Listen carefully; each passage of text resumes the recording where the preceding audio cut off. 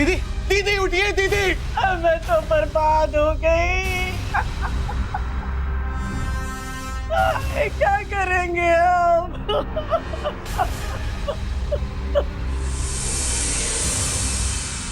Phenyl की बोतल, phenyl P लिया।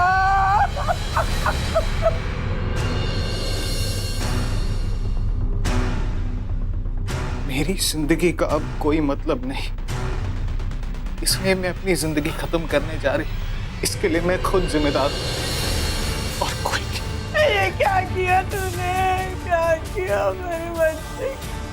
आत्महत्या एक अपराध है, लेकिन ये भी सच है कि इंसान आत्महत्या जैसा कदम तभी उठाता है जब उसके जीने की कोई उम्मीद ही नहीं रहती है। माया जो सुसाइड नोट छोड़कर गई थी, उसके मुताबिक उसे किसी से कोई शिकायत नहीं थी। लेकिन क्या यह वाकई आत्महत्या थी या माया किसी साजिश के शिकार हुई थी? ये जानने के लिए चलते हैं कुछ महीनों पीछे।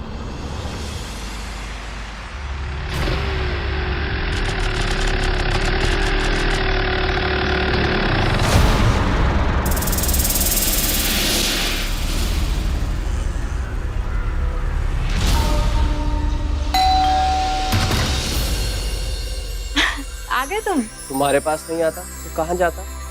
अच्छा जी, बातें बनाना बंद करो और अंदर चलो। चल। अच्छा माया सुन, तुम वो पैसे तो लेके आई हो ना? वो तो मैं ऑफिस से आते वक्त ही लेती हुई आई थी। तुम बैठो, मैं लेकर आती हूँ।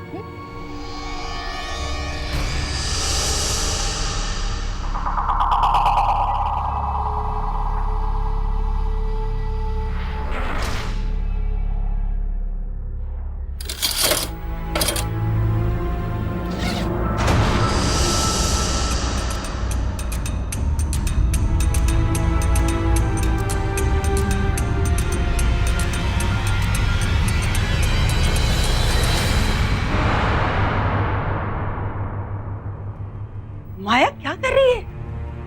अपनी सालों की मेहनत उस नकारे सूरज के हाथ में दे रही है। दुकान उसे खोलनी है ना, तो वो अपने पैसे लगाए। तुम्हारे पैसे क्यों ले रहा है? माँ प्लीज, ये मेरी कमाई के पैसे, मैं जो चाहे करूं। और वैसे भी माँ, उस दुकान में मेरी भी पार्टनरशिप है। और माँ, कब तक मैं ये बेकार की नौकरी करती रहूं? मुझे भी लाइफ में ग्रो करना है, आराम से पैसा कमाना है। देख माया, मैं तुझे समझा रही हूँ। सूरज ने आज तक कुछ नहीं किया, ना कोई नौकरी ना कोई बिजनेस। अब वो सीधा ज्वेलरी की दुकान खोलेगा। मेरी तो कुछ समझ में नहीं आता। माँ फिलहाल तो आप कुछ ना ही समझो तो ही अच्छा। शादी करने वाले मैं और सूरज, जब अपनी जिंदगी उसे सौंप दी, तो फिर ये पैसे क्या चीज है माँ?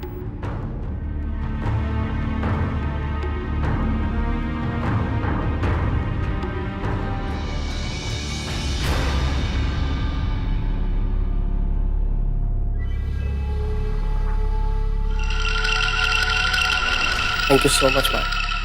तो मैं चलूं अभी?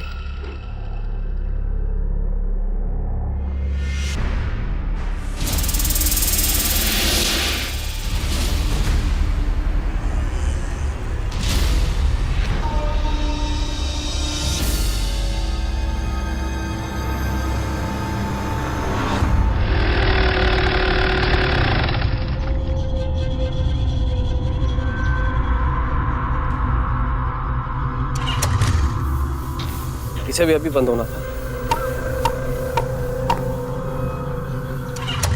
चल पड़।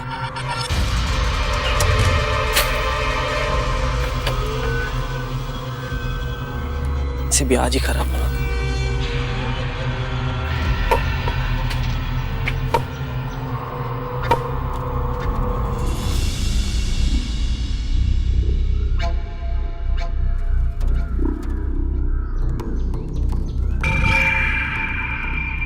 जरा संभल के सूरज, तुम्हारे हाथ में मेरी बहन की खून पसीने की कमाई है। बड़ा कब होगा बेटे? अपने होने वाले जीजा जी से ना ऐसे बातें नहीं करते। और रही बात इन पैसों की, तो तेरी दीदी को मुझ पे पूरा भरोसा है, समझे? अच्छी तरह जानता हूं कि तुम जैसे लोग भरोसा जीतकर पैसा ले लेते हो और फिर उसी भरोसे को तोड़ देते हो चंद पैसों के। मगर ध्यान रखना, मेरी नजर तुम पर हमेशा रहेगी।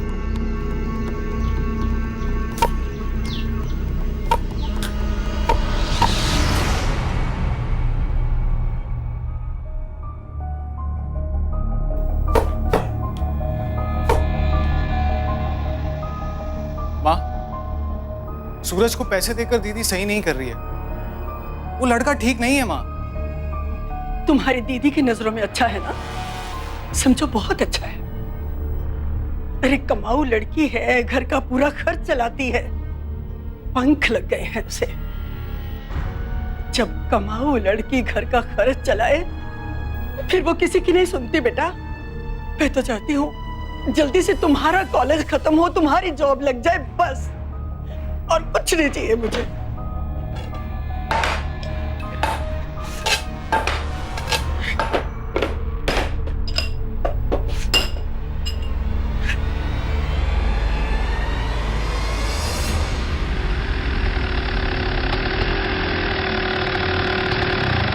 वे सूरज, अरे भाई कैसा? मिठाई नहीं लाया?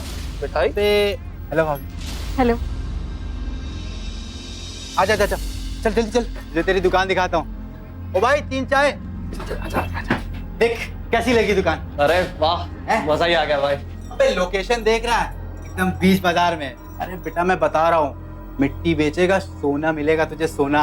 अरे भाई, हम वैसे भी यहाँ पर सोना ही बेचने वाले हैं। देखना माया, हमारी ज्वेलरी शॉप क्या चलेगी यहाँ पर। अच्छा सुन, ये ले भाई, तू रख, तेरी अमानत। पूरे 60,000 रुपए हैं। केवल 60,000? इतने ही तो बोला था तूने। भाई ये रख, देख यार, दोस्ती यारी अपनी जगह, लेकिन काम धंधा अपनी जगह। मैं मानता हूं मैंने कहा था, लेकिन आज यार बाजार का भाव बहुत बढ़ गया यार, तो मैं कर नहीं पाऊंगा। देख भाई, तू अपनी जुबान मत बदल अब। भाई ये बाजार है, यहाँ जबान भाव के हिसाब से बदलती है, समझा? और आज की डेट में 80,000 से ज्यादा कुछ हो नहीं पाएगा, समझा? लेकिन मैं तेरी एक मदद कर सकता हूँ, ये दुकान में कुछ दिनों तक रोक सकता हूँ। अगले हफ्ते आराम से आ जा, बाकी के पैसे ले आ। वरना वरना वरना क्या? देख अभिषेक, तू जो भी कर रहा है सही नहीं कर रहा है। मैं ना क्या मैं आ गया ना अपनी औकात पे, इसीलिए मैं। अबे जा, तेरे से टुच्चे मैंने बहुत देखे हैं। अगर तू मेरा बचपन का दोस्त ना होता ना, तो ये डील अभी की अभी कैंसिल कर देता मैं। सही कह रहा भाई तू। गलती तेरी नहीं है, गलती मेरी है। मैं तो तेरा भला करने चला था, और आज तू मुझे से हट रहा है। 1 मिनट गाइस। सूरज चलो यहाँ से, हम बात करते हैं बाहर। देखना यार, चलो ना, हम आराम से बात कर सकते हैं ना। देख तो यार। अरे हाँ ना, ठीक है। सूरज, तुमने तो कहा था कि तुम जितने भी पैसे दोगे उतने में वो मान जाएगा। मैं बोला था उसने यही था, पर अब वो अपनी बातों से पलट रहा है। हम इतने पैसे कहाँ से लाएंगे? मैं 20,000 का इंतजाम और कर सकती हूँ। पर इतने पैसे तुम कहाँ से लाओगी? मेरे पास कुछ ज्वेलरी पड़ी है और प्रोविडेंट फंड में भी कुछ पैसे हैं, इंतजाम हो जाएगा, डोंट वरी। सपना है ये हमारा, ऐसे नहीं टूटने देंगे। इसका मतलब problem solve? Yes, problem solve. तो अब चले पार्टी करें? हाँ तो चलो। गोलगप्पे? हाँ चलो ना। पैसों की तंगी अक्सर रिश्तों को भी तंग कर देती है। यही हो रहा था माया के घर में। अपने पिता की मौत के बाद माया इस परिवार की इकलौती कमाऊ सदस्य थी। शायद इसीलिए कार्तिक और राधिका को यह डर सता रहा था कि कहीं माया की मेहनत का पैसा डूब न जाए। उधर माया को लग रहा था कि उसका भाई और उसकी माँ उसके भविष्य के बारे में नहीं, सिर्फ अपनी सहूलियत के बारे में सोच रहे हैं। माया अपना खुद का बिजनेस शुरू करना चाहती थी और सूरज के साथ एक खुशहाल जिंदगी जीने का सपना पूरा करना चाहती थी, जबकि कार्तिक और राधिका को लग रहा था कि कहीं माया अपना भविष्य बिगाड़ ही ना ले, कहीं ये वैचारिक मतभेद कोई बड़ा रूप तो नहीं लेने वाला था। जैसा तू कहे मेरे भाई। अब बात सुन, तेरा ही घर है, जब मन करे आता चलिए। कोई कहने की बात है। चल मिलते हैं फिर। हाँ चल, अपना ध्यान ख्याल रखियो। तू कॉल करिए मुझे पहुंच के। पक्का पक्का। चल, बाय बाय, टेक ठीक केयर। है, मिलते हैं।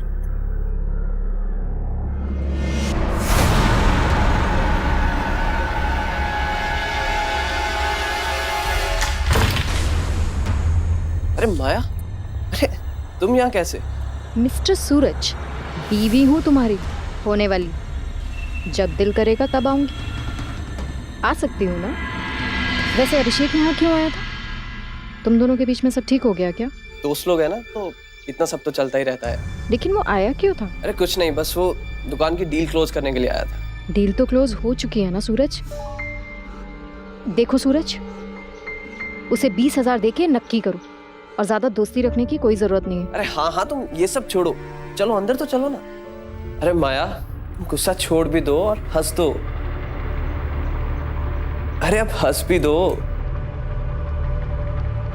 अच्छा एक काम करो, तुम बैठो, मैं तुम्हारे लिए कॉफी लेके आता हूं। नहीं बाबा, मुझे ऑफिस के लिए देर हो रही है। मैं तो बस आई थी कि तुम्हें ये ज्वेलरी दे दूं।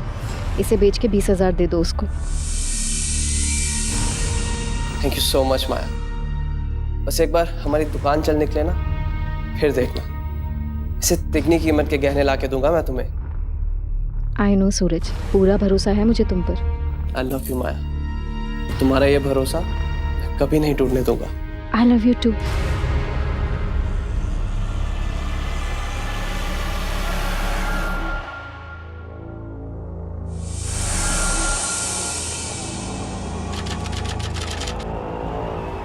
सूरज का फोन क्यों नहीं लग रहा? कहाँ है? फोन भी तो नहीं लग रहा। सूरज, where are you?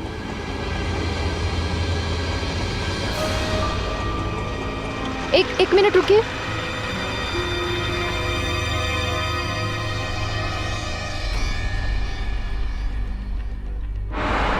सूरज ने काम भी शुरू करा दिया दुकान में और मुझे बताया तक नहीं। सूरज है कहाँ? सूरज, यही तो मैं पूछ रहा हूँ कि सूरज है कहाँ। आज तो ये आने वाले थे पैसा लेकर, देख लो फोन तक नहीं लग रहा अब इनका। तो मैडम ऐसा है, जो मेरी दुकान है ना, उसके लिए मुझे फोन बहुत आ रहे हैं और अब मैं ये दुकान जा रहा हूँ देने किसी और को। अरे अभिषेक, तुम ऐसे कैसे ये दुकान किसी और को दे सकते हो? तो क्या करूँ? अरे कितना इंतजार करूँ भाई? लेकिन मैंने तो सूरज को पैसे दे दिए थे, लेकिन उसका फोन भी नहीं। मुझे कोई पैसा वैसा नहीं मिला, ठीक है?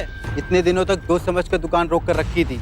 सूरज जिस दिन भी मिले उससे कह देना, शक्ल तक ना दिखाए मुझे। चलिए जाइए, हमें कोई दुकान नहीं देनी है आपको, कोई दूसरी दुकान ढूंढिए। जाइए जाइए। ए, सारा काम बंद करो, किसी को दुकान नहीं देनी है। यार चलाना यार।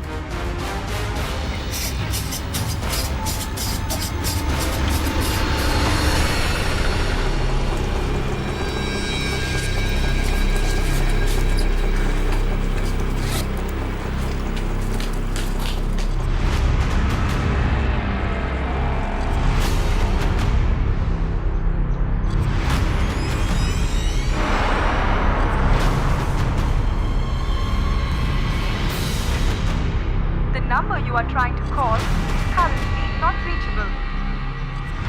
कहाँ चला गया ये सूरज? घर पर भी नहीं है और फोन भी नहीं लग रहा। क्या हुआ माया? माँ, सूरज का कुछ पता नहीं, फोन भी नहीं लग रहा उसका। घर गई थी, वहां भी लॉक लगा था। मैंने उसे ज्वेलरी भी दे दी थी।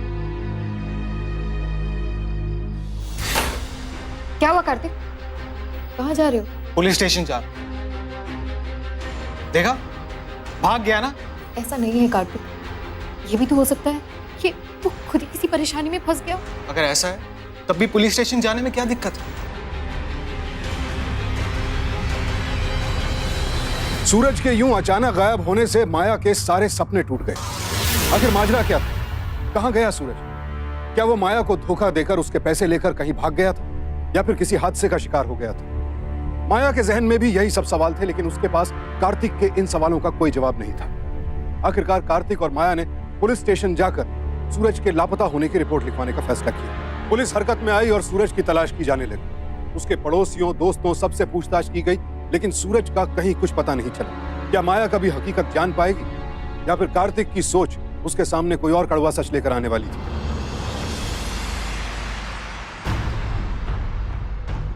ये देखो, सूरज की बाइक। सूरज, सूरज,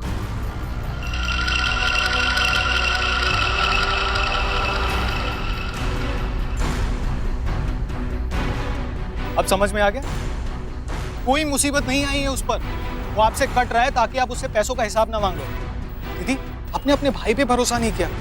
एक पराये आदमी पे भरोसा करके क्या मिला आपको? प्लीज, ये कोई टाइम नहीं है इस तरह की बात करने का। दीदी अब छोड़िए, चलिए जाके उसे ढूंढते हैं। चलिए जल्दी।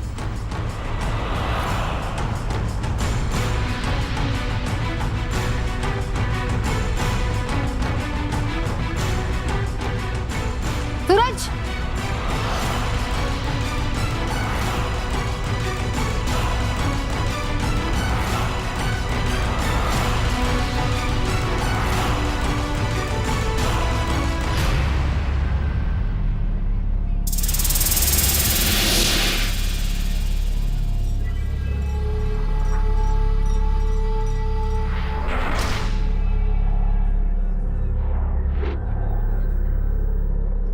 कार्तिक,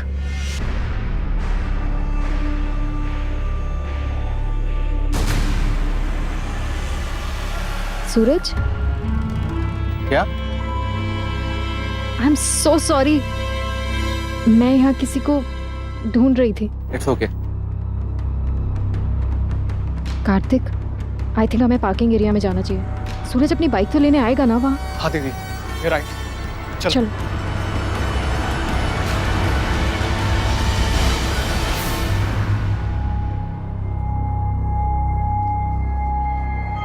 दीदी बाइक तो यहाँ पर नहीं है, लगता है चला गया हो। दीदी, मैं यहीं पर रहना चाहिए था। बड़ी तकलीफ होती है जब वो शख्स आपका विश्वास तोड़ दे जिस पर आपकी सारी उम्मीदें टिकी हो। माया के साथ भी यही हुआ। उसके लिए ये एक बहुत बड़ा सदमा था। अब तक वो सोच रही थी कि सूरज किसी मुसीबत में, लेकिन यूं उसकी बाइक बाजार में मिलने से उसका दिल टूट गया। उसे लगने लगा कि शायद उसके भाई और उसकी मां की राय सूरज के बारे में बिल्कुल सही थी। बहरहाल अब इतना तो तय हो गया कि सूरज गायब नहीं था, लिहाजा माया फिर से पुलिस स्टेशन पहुंची। 4 दिन पहले आपने रिपोर्ट लिखवाई कि सूरज मिसिंग है और आज आप कह रही हैं कि सूरज मिसिंग नहीं है। सर मैं तो कह रहा हूँ कि वो हमें बेवकूफ बना रहा है। वो मिसिंग होने का नाटक कर रहा है सर। कार्तिक प्लीज।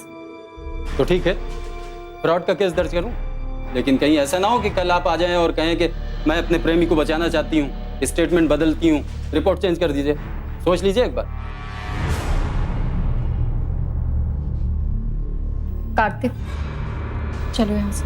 अरे पर दीदी। पर कुछ नहीं, मैंने बोला ना चलो यहाँ से। आई एम सॉरी सर, हमें कोई रिपोर्ट नहीं लिखानी। चलो कार्तिक।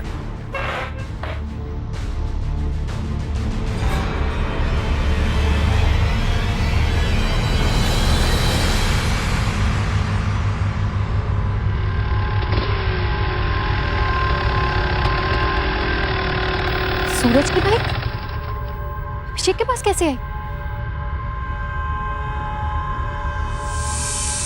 ये सूरज की बाइक तुम्हारे पास क्या कर रही है? कहाँ है सूरज? बोलो अभिषेक, कहाँ है सूरज? मुझे क्या पता, मैंने सूरज को तब से नहीं देखा है। अच्छा, तुमने नहीं देखा है तो ये बाइक खुद चल के तुम्हारे पास आ गई? बोलो अभिषेक, नहीं बताओगे ना तो ठीक है। तो अब पुलिस पूछेगी तुमसे कि सूरज कहाँ है। अरे यार तुम पागल हो गई हो क्या? सुनो मैं बताता हूँ। दरअसल सूरज ने ये बाइक मेरे पास 20,000 रुपये गिरवी रखी थी। वो तुम्हें याद है, 20,000 रुपये कम पड़े थे और उसने यही कहा था कि भाई मैं जब आऊँगा ये बाइक ले जाऊँगा। और तो और वो ये भी नहीं चाहता था कि तुम्हारी ज्वेलरी बिके यार। अगर वो नहीं चाहता था कि मेरी ज्वेलरी बिके, वो ज्वेलरी लेके मेरे पास क्यों नहीं आया? कहाँ चला गया वो? बोलो अभिषेक, कहाँ है सूरज? यार मुझे क्या पता वो कहाँ है। ना ही उसका फोन लगता है, ना वो अपने घर पे, और ना ही वो एक गाड़ी लेने वापस आया। एक चीज तो सही है, अच्छा हुआ मैंने अपनी जो दुकान है ना किसी और को दे दी। भैया हमें माफ करो तुम लोग।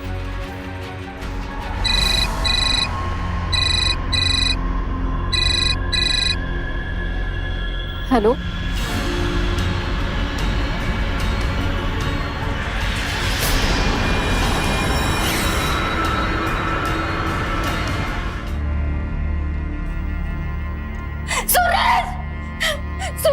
सूरज उठो ना। सूरज क्या हो गया? इसकी लाश हमें जंगल से मिली है। जंगल? इंस्पेक्टर सर, सूरज जंगल क्यों गया था? वो जंगल क्यों जाएगा? और सूरज को कोई क्यों मारेगा? इस बात का जवाब तो अभी हमारे पास नहीं है, लेकिन मुझे लगता है कि इसके साथ लूटपाट हुई है। गले पे चेन टूटने के निशान है, ना हाथ में घड़ी है, ना जेब में वॉलेट। हे भगवान, किसने कर दिया ये सब? किसने किया और क्यों किया, पोस्टमार्टम और तफ्तीश के बाद ये तो पता चल ही जाएगा। और हाँ, इस बेचारे की माँ बहुत बूढ़ी है, यहाँ नहीं आ सकी, इसलिए पोस्टमार्टम के बाद इसकी लाश और इसका सारा सामान हम लखनऊ भिजवा रहे हैं। सर प्लीज ये काम अब मुझे करने दीजिए। सूरज का सारा सामान मैं पहुंचाऊंगी, मैं पहुंचाऊंगी आप तक। ठीक। सूरज की मौत माया के लिए बहुत बड़ा धक्का थी, लेकिन यह तय हो गया था कि माया को सूरज ने धोखा नहीं दिया था, बल्कि वो तो खुद अपराध का शिकार हो गया था। और यह पता नहीं चल पा रहा था कि आखिर किसने उसे लूटा और फिर उसकी हत्या कर दी। पुलिस को ऐसा कोई भी सुराग नहीं मिल पा रहा था जो उन्हें मामले की तह तक पहुंचा सके। आखिरकार सूरज के पार्थिव शरीर और उसके सामान को अंतिम संस्कार के लिए उसके गांव भेज देने का फैसला किया गया।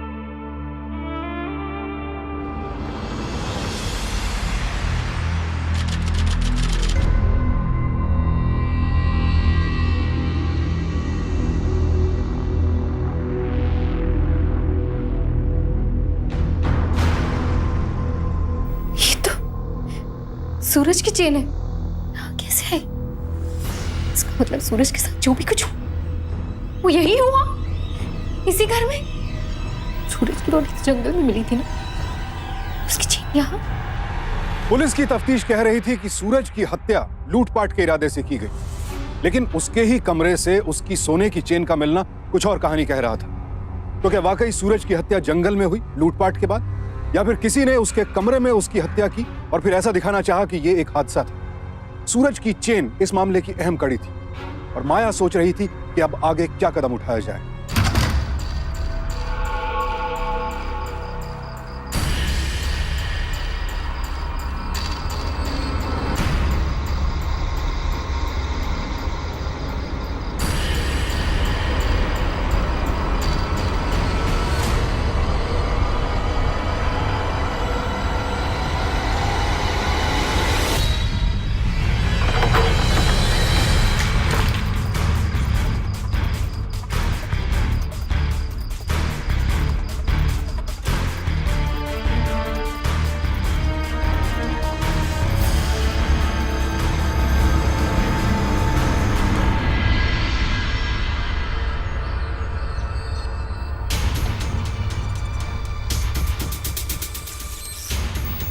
चली गई?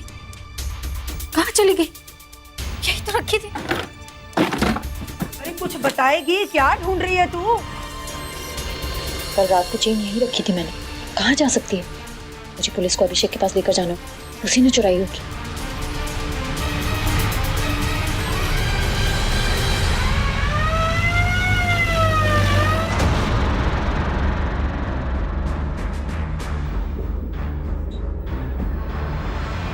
सर,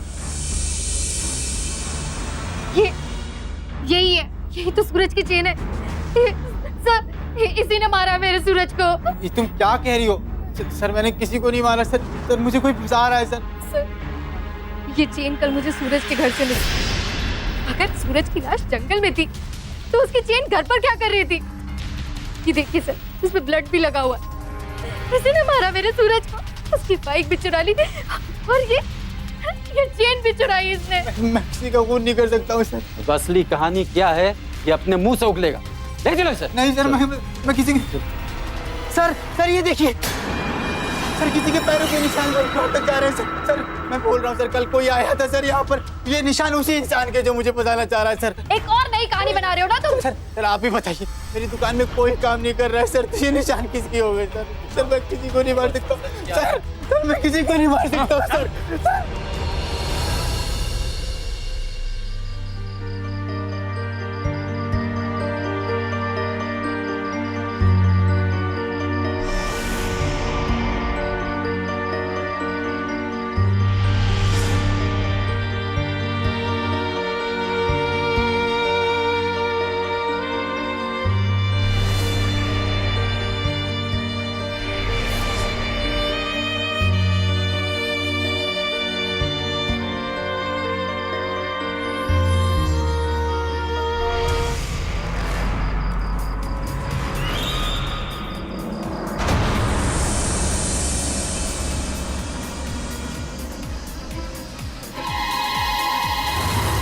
सर किसी के पैरों के निशान मेरे फ्लोर तक जा रहे हैं सर। ये निशान उसी इंसान के जो मुझे बताना चाह रहा है सर।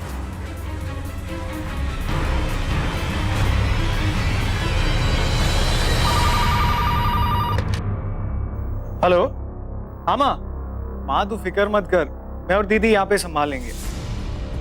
आप मामा के घर ही रहिए, ठीक है?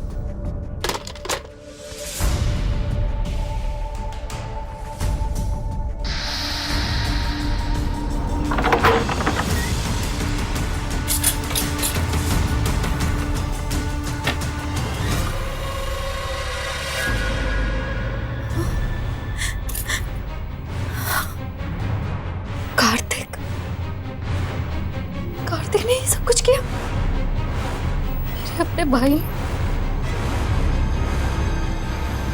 सब बता दूंगी मैं पुलिस को। माया को लग रहा था कि पैसों के लालच में अभिषेक ने सूरज की हत्या की, लेकिन कार्तिक के पेंट से सने सैंडल्स और उसके कमरे से बरामद गहने और पैसों ने सच्चाई उसके सामने लाकर खड़ी कर दी कि खुद उसके भाई ने सूरज का कत्ल किया था। लेकिन क्यों? इस सवाल का जवाब उसे मिल पाता इससे पहले ही उसे बेहोश कर दिया गया। तो क्या वाकई कार्तिक ही सूरज का कातिल था, या यह भी इस साजिश का कोई अगला पड़ाव था?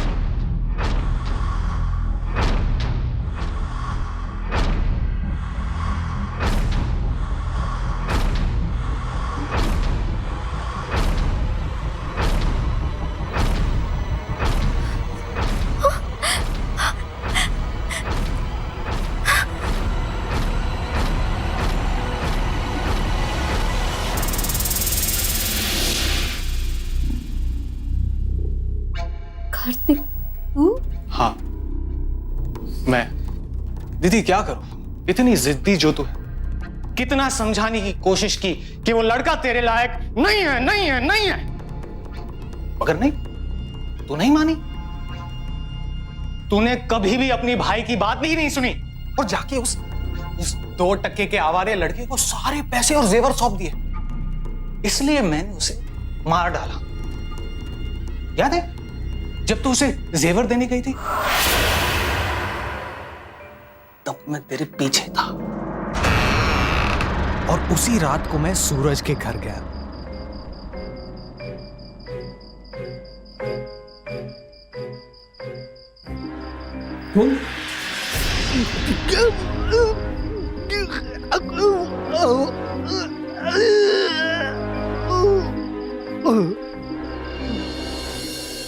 उसकी हत्या की।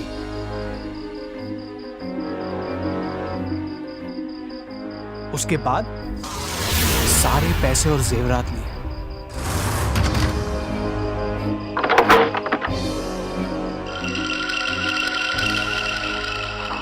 उसके बाद उसके लाश को बोरे में भरकर जंगल में फेंका है।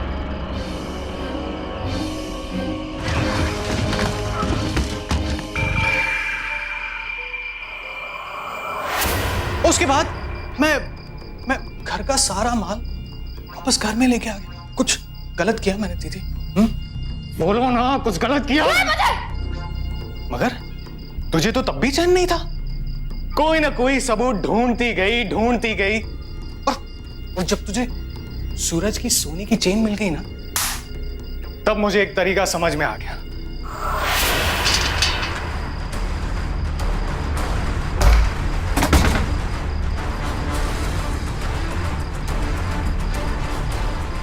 मैंने जाके वो गोल्ड वाली चेन अभिषेक के यहां रखी। तू ये सब करेगा और बच जाएगा। पुलिस को बताऊंगी मैं ये सजा। हाँ, पुलिस को? अच्छा एक बात बता, तू पुलिस के पास जाएगी कैसे? तू तो यही बंदे रहने वाली है। समझी? हाँ पगली। पागल हो गया तू कार्तिक? कार्तिक खोल मुझे प्लीज, कार्तिक खोल। कब तक बांधेगा? बोलना कब तक बांधेगा? अभी मां आ जाएगी तब तो मैं खुल जाऊंगी ना। फिर देखियो तू।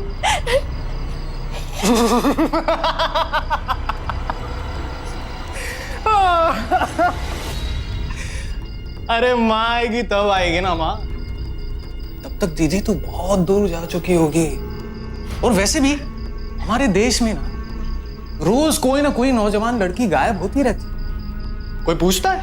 दिमाग खराब हो गया तेरा? भाई है तू मेरा? चुप कर, मेरी बात सुन। पुलिस तो यही समझेगी कि तूने पागलपन में आके घर छोड़ दिया और फिर सदमे में आके तूने खुदकुशी कर ली। छोड़ मुझे।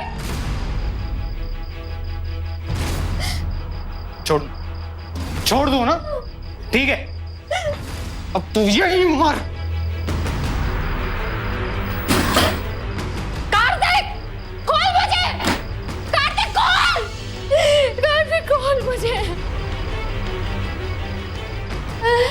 कार्तिक।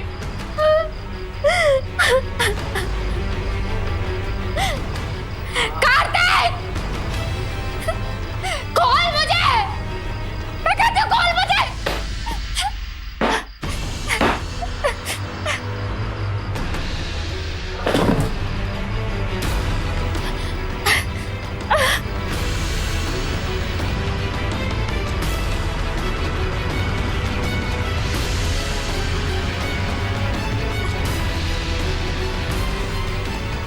कार्तिक खोल। खोल ना कार्तिक, प्लीज कार्तिक। कार्तिक खोल दे।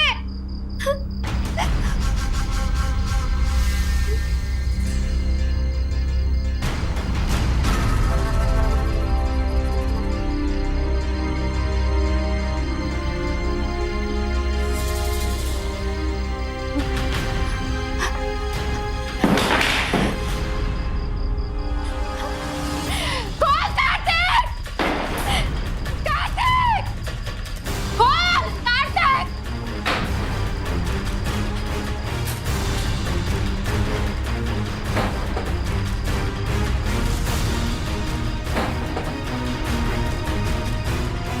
खोल कार्तिक।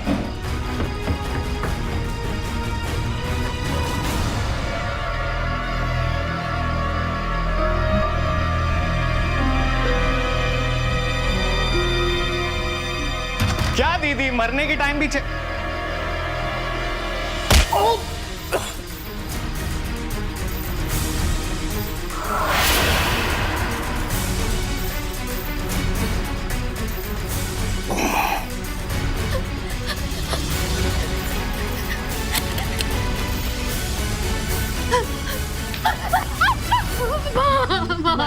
क्या हुआ, इतनी घबराई हुई क्यों है? सब ठीक तो है? माँ कुछ भी ठीक नहीं है माँ। वो कार्तिक माँ उसने सूरज को मारा माँ। माँ मुझे भी मारना चाहता है वो। माँ उसने मुझे बांधा, रस्सियों से बांधा ऊपर। माँ चलो पुलिस स्टेशन माँ। नहीं पुलिस के पास। नहीं बेटा, मेरी बात सुनो। वो ऐसा कुछ नहीं करेगा। हम पुलिस के पास जाएंगे, पर उससे पहले कार्तिक को मैं सजा दूंगी। चल। कैसी बातें कर रही है? ऐसी हालत में बाहर जाएगी तो लोग क्या कहेंगे? अंदर चल, हम पुलिस को खुद फोन करते हैं। चल। नहीं अंदर नहीं माँ कार्तिक। आओ आओ मेरे साथ। चल। नहीं माँ कुछ नहीं होगा, तू पुलिस को फोन कर।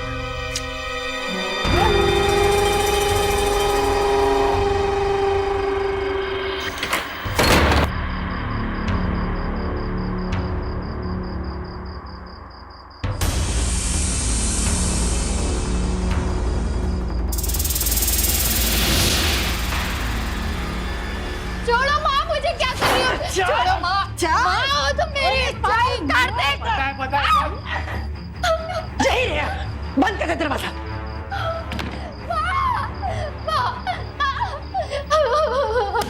कार्तिक माँ, कार्तिक खोलो दरवाजा। माँ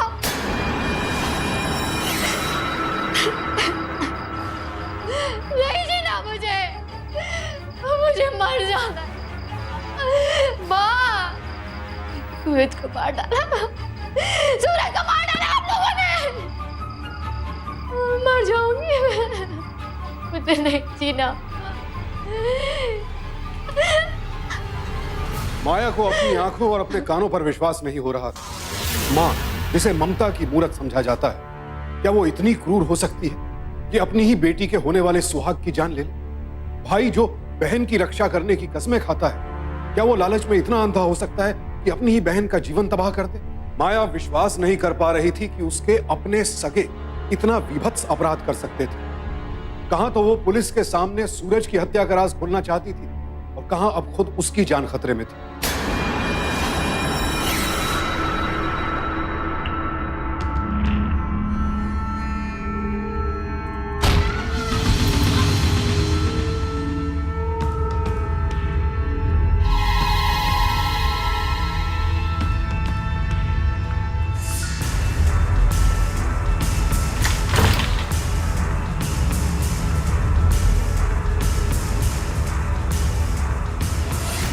अरे ये तो खुद ही मर गई। और क्या? अब क्या करें? अब मेरे बच्चे। दीदी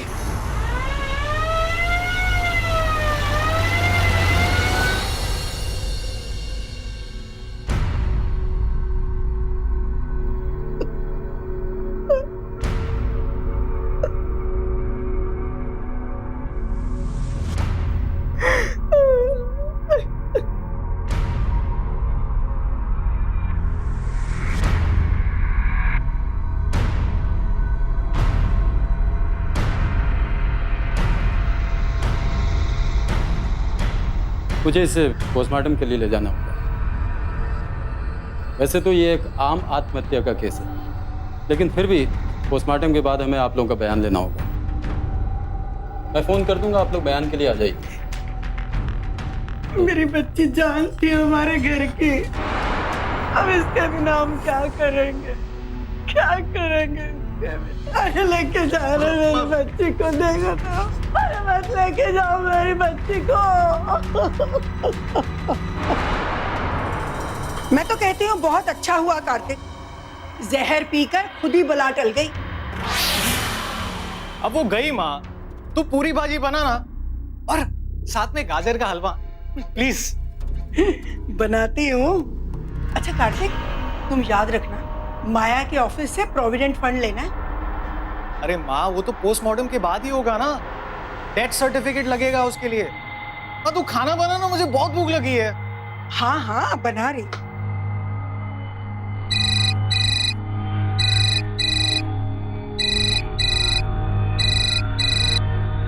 हेलो, जी इंस्पेक्टर साहब, जी हम वहां पर पहुंचते हैं।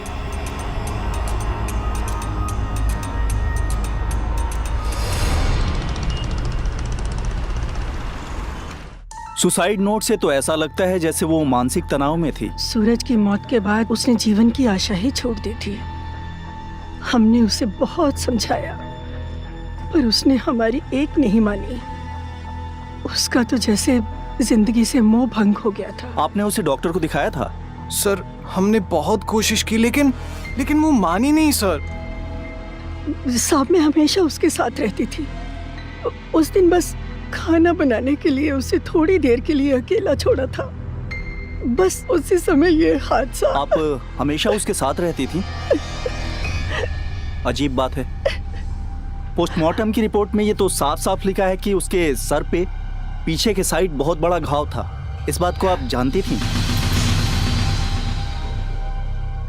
सर हो सकता है जहर पीने के बाद गिरने से सर पर चोट लगी हो। नहीं, कोई भारी चीज से वार किया गया था, जैसे कि ये। इस पे माया के खून के भी निशान हैं। ये बैट तुम्हारा है ना? हाँ सर।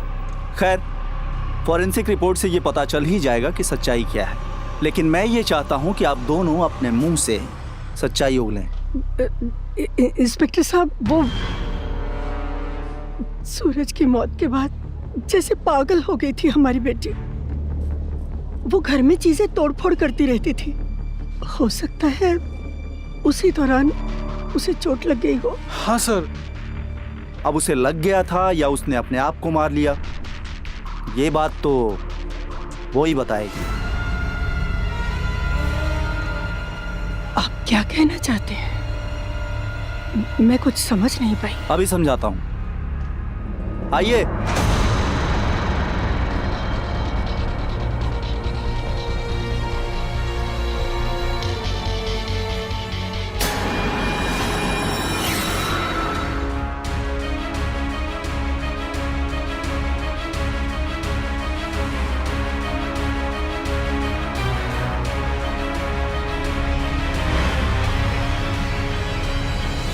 आप लोगों को लगा था कि मैं मर गई, यही सोच रहे थे ना? मैं जानती थी कि आप लोग मुझे मार डालना चाहते। मेरे पास बस एक ही रास्ता था, आप लोग मेरी मौत को सुसाइड का नाम देना चाहते थे, तो मैंने खुद ही सुसाइड करने का ड्रामा किया। बाथरूम में गई, फेनाइल की बोतल को खाली किया, साबुन से अपने मुंह पर झाग बनाया, सुसाइड नोट लिखा और मरने की एक्टिंग की। आप लोगों को लगा कि मैं मर गई? आप लोग तो खुशी से फूले नहीं समा रहे थे और तुरंत आपने पुलिस को बुला लिया। जब मैंने इसके नर्व चेक किए तो मुझे फौरन पता लग गया कि ये अभी मरी नहीं है, लेकिन जब मैंने सुसाइड नोट देखा तो मैं समझ गया कि कुछ न कुछ गड़बड़ जरूर है। इसलिए पोस्टमार्टम के बहाने मैं इसे यहाँ ले आया, सच जानने के लिए। और अब तुम लोगों का सच सारी दुनिया देखेगी।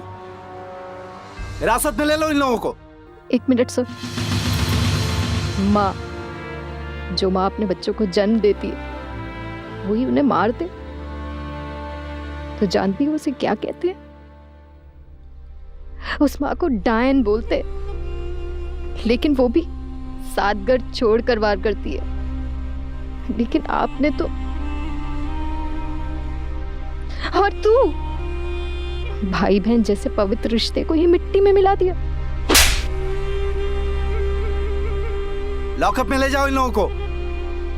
जहां लालच होता है वहां अपराध होता है, लेकिन इस अपराध के पीछे का लालच बेहद ही संगीन और घृणास्पद था। हैरानी की बात यह नहीं थी कि एक भाई ने अपना भविष्य संवारने के लिए अपनी बहन का भविष्य उजाड़ डाला, बल्कि हैरानी की बात यह थी कि कार्तिक का अपराध जानने के बाद भी राधिका ने उसका साथ दिया और यहां तक कि खुद अपनी बेटी की हत्या की साजिश तक रच डाली। अदालत ने इसे एक बेहद संगीन अपराध माना। यह एक कोल्ड ब्लडेड मर्डर था।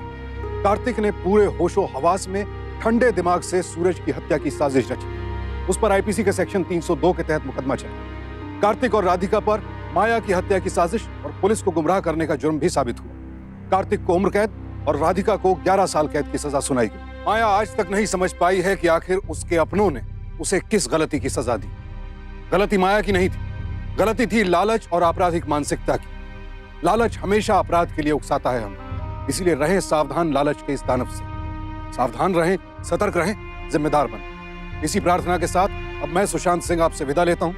फिर मुलाकात होगी ऐसी ही एक और सत्य घटना के साथ। देखते रहें सावधान इंडिया, इंडिया फाइट्स पर। तो सावधान।